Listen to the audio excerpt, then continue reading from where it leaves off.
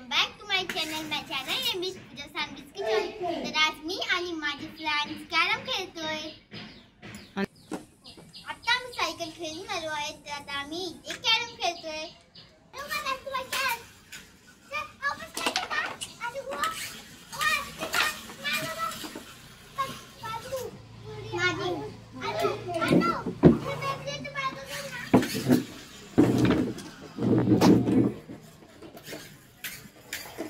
तर फ्रेंड्स बघू शकता तुम्ही इथे जांभूळचं झाड आहे.